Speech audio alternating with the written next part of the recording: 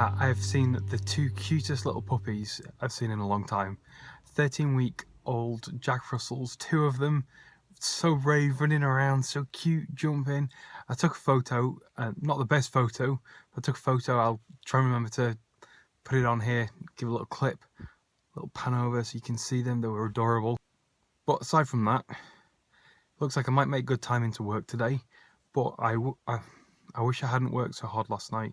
I got off to bed about 12:30 as soon as I'd finished the video. But, and there's a big but, I'd had so much sugar, because we have wobbly Wednesdays. We diet, but on a Wednesday we allow ourselves to have a bit of a treat so we don't feel like we're being hard done to. And that way we're less likely to binge. But I think I had way too much, which meant that I was still wide awake when I got into bed, and it took me at least an hour and a half, 2 hours to actually get to sleep. So I had the best part of 4 hours sleep last night. So I am exhausted, and I mean really, really tired. Hi guys, so it is, when is it? Thursday. Hi guys, so it's Thursday evening, and I decided that I really need to mow the lawn because it's looking absolutely awful. I mean, we were on holiday for 2 weeks, and I didn't do it before we left, and it is really, really long now. It's some bits of it, I don't know, it's really, really long. But so I've started doing it, and come out to mow the lawn, got the lawnmower out, I've already done the front. That looks an awful lot better already. I mean, it's still a little bit damp, but needs must. It's going to rain again soon, and it'll probably rain before I get the chance to do it. But before I do get to do it, I have the lovely job picking out apples. Look, they are absolutely everywhere. See? The worst part is, because the grass is now so long, grass has grown around the apples from next door's tree behind me here.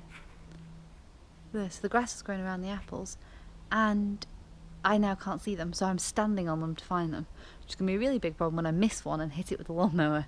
Hey, so we're all done now, and it turns out the grass was definitely too wet to do because it's all clumping. Hey, where are you going?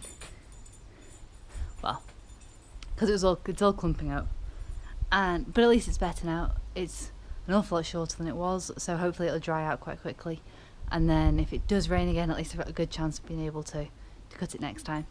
Should be able to do at least one more cut, I think, before winter, because it is only the end of September. But we'll see. It all depends what the weather does now, really. Good afternoon, guys. I just received a phone call from someone over at Sittner BMW in Leicester, and really friendly, happy, cheerful, excitable lady on the phone, and she's like, "Oh, I don't know if you got our email earlier," and I was like, "Yes, I did. I got your email." And then she was like, "Oh, fantastic." And she wanted to know if I was going to come down to their event. I think it might have been this weekend or something. And she wanted to get me in a new car. And then I told her about a service I had at Sittner in their service department the other week, and said because of that, I'm no longer doing any business with them in the future. And she was a bit confused, and then said, "Is there anything she can do to make it right?" I said they had plenty of opportunity when I was there a couple of weeks ago, and they didn't. So no, I'm afraid I don't plan on doing any more business with you, Sittner BMW, again, because of the way I was treated and dealt with. So thanks, but no thanks. And she went. But one of two things, I was nice about it, I was polite, I was friendly and happy still, but one of two things could happen from that. One, she decides that, oh, maybe you would still like to take an opportunity to try and fix this somewhat, and she'll go away and do something about it, or get someone else on the task. Or two, she's just going to go and call the next person, try and get them in and not care about me anymore. So the question is, what do you think will happen, guys? Comment down below and let me know what you think she's going to do. Do you think they're going to get in contact with me again with any form of apology or try and suck up in any way? Or do you think they're going to forget about me and maybe even hopefully take me off their mailing list? What do you think? I had the brilliant idea of getting a takeout. Jen's idea was Chinese! Chinese. We are going for some Chinese.